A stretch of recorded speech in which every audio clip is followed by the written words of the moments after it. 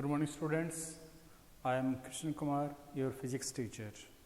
As we have started our chapter 10 in 11th physics, and that is your mechanical properties of fluid, or you can say liquid. Means we have to study our mechanical property of any type of fluid. We have done first part of this chapter, and in that we have studied the pressure and your type of its application, then Archimedes principle, then Pascal law. So some topic we have covered in our last video. Now in this part we will study about the flow of liquid, or you can say flow of fluid. So there is mainly two type of flow of fluid. First is streamlined flow. Streamlined flow means if there is a tube, then if I consider point A, point B and point C, then all the particles which are crossing these points should flow with a constant velocity or should have a same velocity. This is known as streamlined flow. Means at a particular point all the particle crossing should have the same velocity. This is known as streamlined flow. Second is your turbulent flow. Turbulent flow is nothing but a flow in which the velocity of particles is random. Means there is no fixed velocity at a particular point in any type of liquid or in any type of tube. If flow is not constant, not same, that is known as turbulent flow. After that there is a laminar flow. Laminar flow means slow and steady motion of a liquid is known as laminar flow. There is two type of liquid as we have discussed earlier. First is viscous and second is non-viscous. In non-viscous fluid means there is no viscosity, means there is no friction offered by the liquid. Then all the layer of a liquid flow with a same speed, and all the layers will cover your same distance in same time. But if you have a viscous liquid, means a liquid which is offering your viscosity or resistance, then the layer which is touched to the ground will almost at rest, and the upper layer have greater velocity than the lower layer at every part. So you can say that the topmost part of the layer will flow with largest speed. Then there is a Reynolds number which will define the type of flow in a liquid. So we have to study the Reynolds number to find the type of flow in a liquid.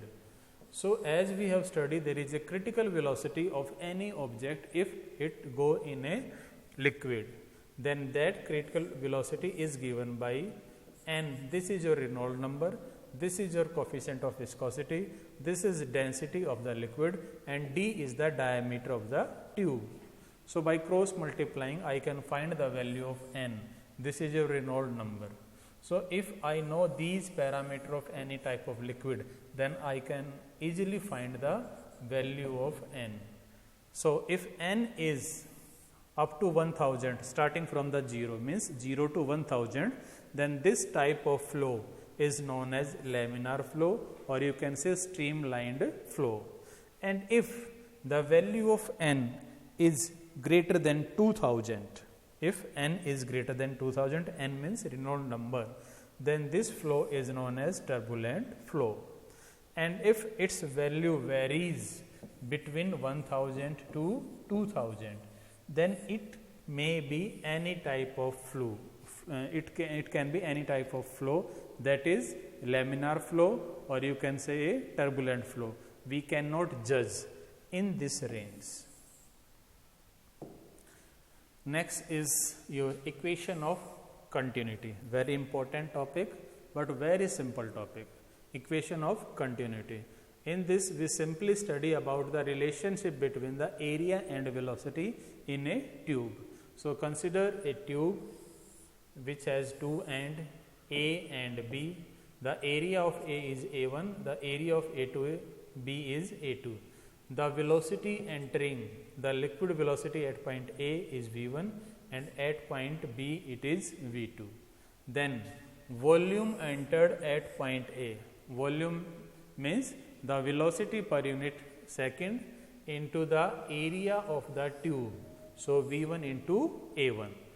And mass is calculated by multiplying volume into density. So this is volume and this is the density of a liquid.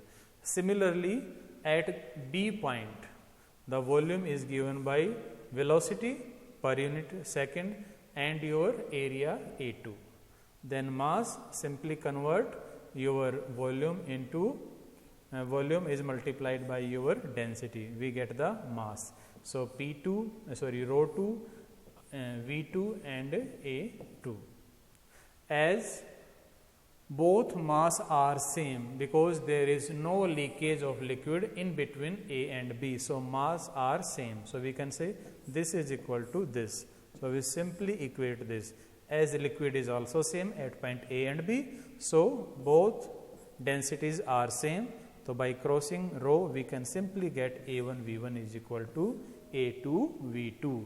Means A1 A into V, area into velocity is constant.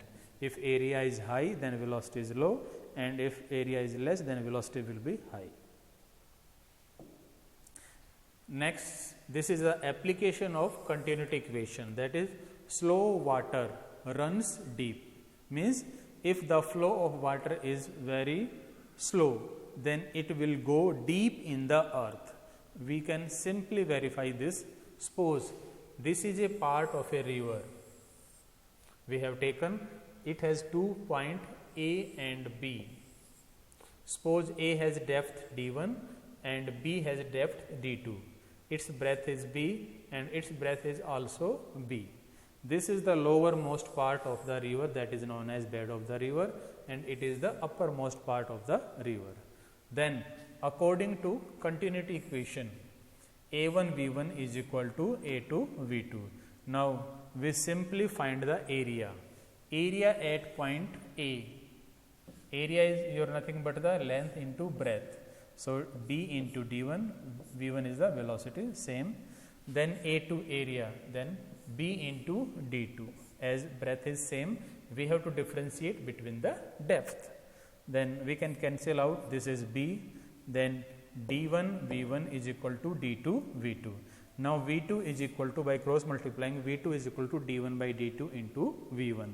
So if D2 is greater than D1, if D2 is greater than D1, then V2 will be small. So it verify that if velocity is less, then it will run deep. So slow water run deep. Next is energy of a liquid. There are many type of energy which a liquid should possesses. It may have pressure energy, it may have kinetic energy, and it may have potential energy. So we will study one by one each type of energy. First is your pressure energy. Pressure is just due to the position or due to the height of the liquid. So this is given by the position of an liquid. As we know that pressure is equal to H rho G. Now to find the pressure energy, consider a container and it should be a large container. I will tell why it should be a large container. And if this is a piston and the pressure is P due to this liquid on this piston, then area of piston is A. Suppose we have pushed piston inside to a very small distance x. Suppose piston is moved inside for a small distance x. Then if this is a large container, then change in height of liquid will be very negligible. So we can neglect the rise in height due to the piston moved inside the liquid. So now if piston moved for a small distance x, then volume pushed in the container, how much volume is pushed due to this piston? Volume is nothing but the area into height. So area is your A and height or length is equal to x. Then volume is Ax. Mass is simply by multiplying it with density, Ax into rho. Then force is nothing but the pressure into area. If we know the force and distance, then we can find the work done. So work done is simple, force into displacement. Force is Pa, displacement is x. Now, if we want this, as we know that work done is stored in the type of in the form of pressure energy. Now, if we divide it by the mass, then it can be read as work done per unit mass is equal to PAx divided by mass, means volume into density. Ax is your volume, rho is your density. So we can cancel this. So we get P by rho, pressure per unit density. If we want to calculate it as per unit volume, then we will simply divide this by volume, that is PAx divided by Ax. So this is per unit mass and this is your per unit volume, pressure energy per unit volume. So pressure energy is nothing but your mgh. So if we find, this is position energy. So if we find the your position energy, this is given by your mgh, you can say potential energy.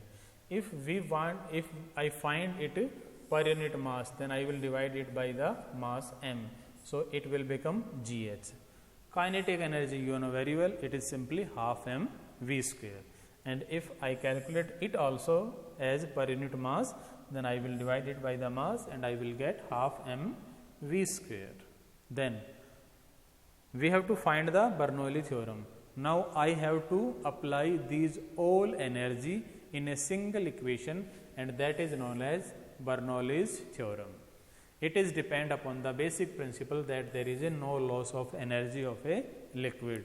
Then pressure energy, potential energy and kinetic energy total will remain conserved. This is equal to constant. Now simple assumption which we should be assume before this expression. First is compressible liquid, means the liquid which we are using should be easily compressed. Then it should be non-viscous, means it should not offer any type of resistance. And next is flow should be steady, means it should be a laminar flow. Now this is the simple derivation that we have to find. Suppose this is a tube and at end A the velocity is v1, pressure is P1, area is A1, and it is at a height h from the ground or your zero potential level. At end B it has area A2, pressure P2 and height is h and velocity is v2. As the mass of liquid crossing should be same, mass at here should be mass at here, as there is no loss in the mass. So mass we have calculated in the previous slide. It is nothing but the volume into density. This is volume, this is density. Now this is how it is volume, A into V. This is velocity, but velocity per unit second. Velocity per unit second, you have the dimension of a length. So this is nothing but the distance travelled in 1 second. So it is distance and this is area. So area into distance is your volume. So this is at end A, this is at end B, and this is equal to m. Now by simply dividing by rho, I get A1 V1 is equal to A2 V2 is equal to m by rho. Now force at end A, force at this point, simply pressure into area, and distance in 1 second, as I have discussed earlier, it is given by V1. Then work done, force into distance. I am again repeating, this V1 is the velocity per second. Velocity per second means it has a unit of length. So I am considering it as a displacement V1. Now similarly at point P, work done is equal to P2A2 into V2. Now V2 is again equal to length, means with velocity V2 the distance covered in 1 second. Now work done due to the pressure energy from A to B. If a liquid is going from here to here, as you know this is a lower part, this is upper part. If liquid will go from here to here, then there must be a pressure energy supplied at point A, so that liquid goes at point B. So this pressure energy simple is the difference between the pressure or work done at point A and B. So we can simply difference it. So this is P1 m by rho, A1 V1 and A2 V2 is m by rho. So I can take common m by rho, say it will become P1 minus P2 m by rho. Next, as height is increasing, look at here, this is at the lower part, this is at the upper part. So height is increasing, so there must increase in the potential energy. Potential energy means position energy. So it is given by mgh2 minus mgh1. This is mgh2 minus h1. Then increase in kinetic energy is given by difference in kinetic energy at two ends. So by taking common half m, I get half m bracket V2 square minus V1 square. Now work done by potential energy should be equal to increase in potential energy plus increase in kinetic energy. The work done which is due to the pressure energy at point A will increase its potential energy and its kinetic energy. So I can simply write this pressure energy is equal to potential energy, increase in potential energy you can say, or increase in kinetic energy. Now I just do the simple mathematics here.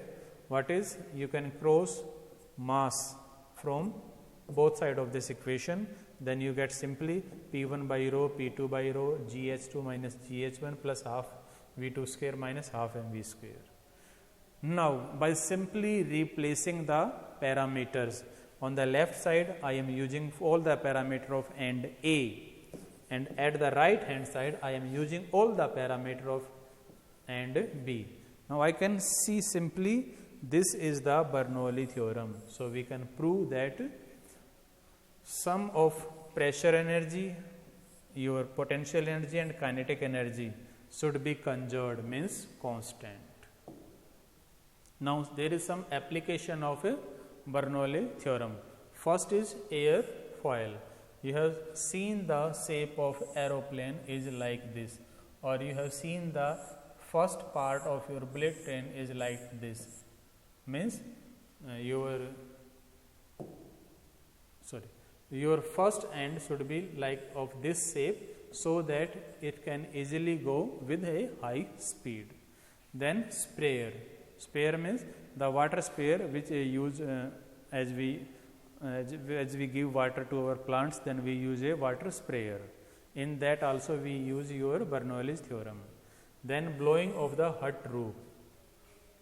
As you have listened that if there is a very fast wind, then the roof of hut will blown away with the help of wind, because the velocity is here larger as compared to here. So it will create a pressure difference, due to that it go away due to the high speed wind. Next is, it always avoid to stand near the railway track, because as train move with a fast velocity, it will create a pressure difference and you may attracted towards the railway lines.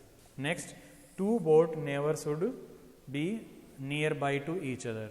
In the boating, as they are moving with a fast speed, so they will create a pressure difference.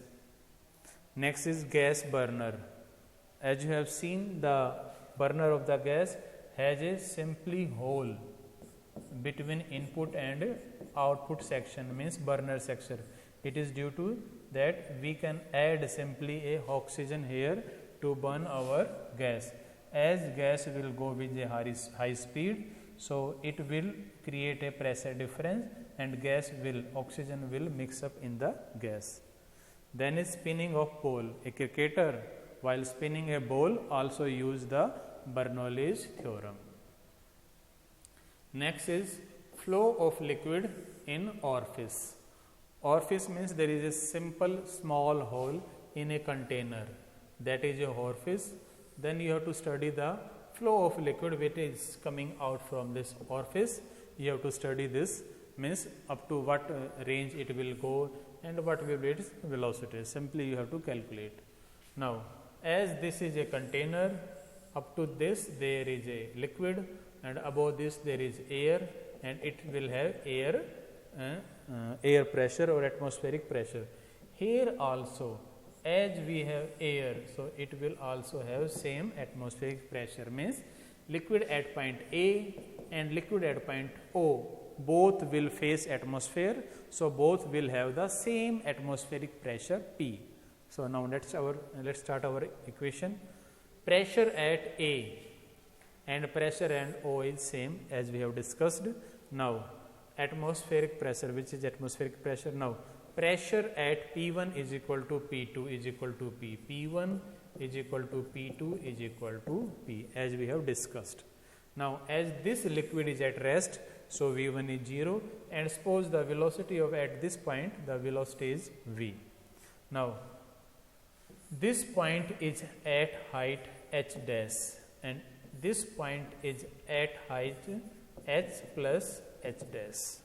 So h1 is h plus h dash and h2 is h.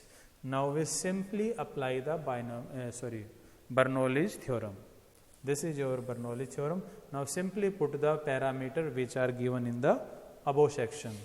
Pressure is simply P1, P2 is P.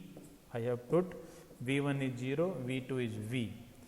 G, H1 is your H plus H dash and H2 is your H dash. Now by simply putting these value, I can find the velocity of the liquid which is coming out from this orifice. Now if we want to find the range up to where the liquid will go, then I can simply find it by velocity into time. As we know that this is the simple your second equation of motion, S is equal to ut plus half at square. As the liquid is now coming out under the effect of gravity, so I have converted this equation for the acceleration due to gravity. I have replaced A by G. Now I have to find here time, as h is equal to h dash, initial velocity 0, g t square. Now t is equal to under root 2 h dash by g. Now simply I have calculated velocity on the last slide. Time is given by this, so you can simply multiply and you can find the value of a range. Next is Venturi meter. It is another device which is used to measure the rate of flow of a liquid. If there is a liquid flow and if you want to calculate its rate of flow, then you can simply use the Venturi meter. What we will do, this is a structure of Venturi meter. It has a very thin neck from the center and a thick neck at your other ends. This is a simple narrow tube. This is also a narrow tube. If liquid will flow from here and go out from here, then at point A, suppose it has velocity v1, and at point this it has velocity v2. Suppose the raise of level in this tube is up to this level and it has a pressure of P1, and raise of liquid in this tube is up to this height and it has a pressure of V2. As there is a difference in raise of level of the liquid in the tubes due to your change in velocity, as this has a wider shape and this has a narrow shape.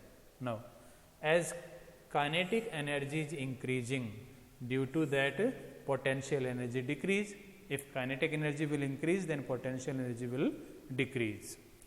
Decrease in potential energy calculated by the height difference of the tubes.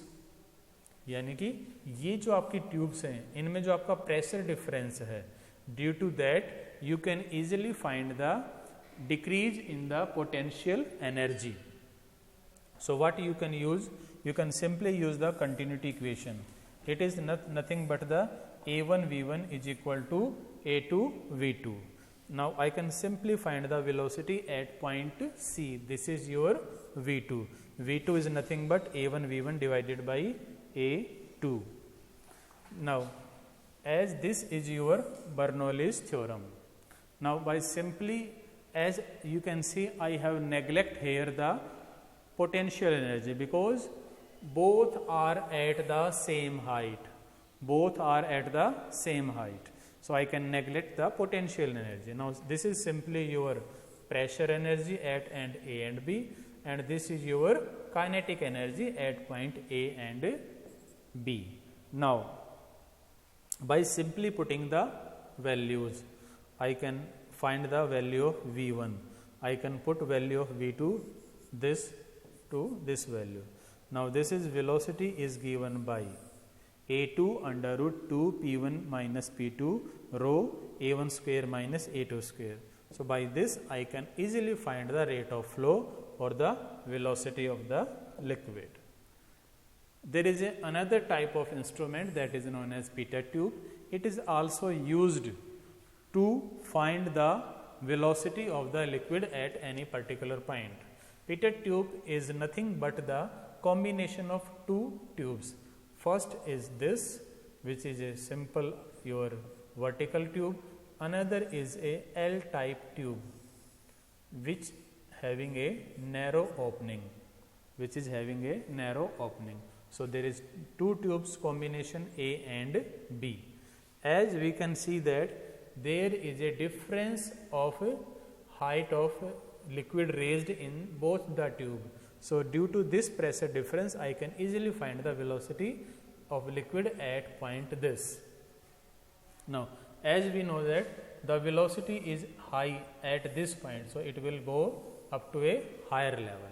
Now according to Bernoulli theorem, as both tubes are at the same height, so both should have same potential energy. So I have neglected the potential energy, and now I am using this Bernoulli equation without potential energy. Now as you can see, the velocity at point this is 0 because after entering the liquid is not moving at point this, at this point. Now simply velocity is V at this point. At this point velocity is 0. Now pressure is P1 and pressure is P2 from this point and this point. Now by simply calculating P2 minus P1 is equal to half m rho V square. As we know that pressure difference is given by H rho G and it is equal to half rho V square. I can easily find the velocity of liquid at A point. So it is given by under root 2GH. So we have completed our second part of this chapter. Now in the third part of video, we will complete our chapter 10 of +1 physics.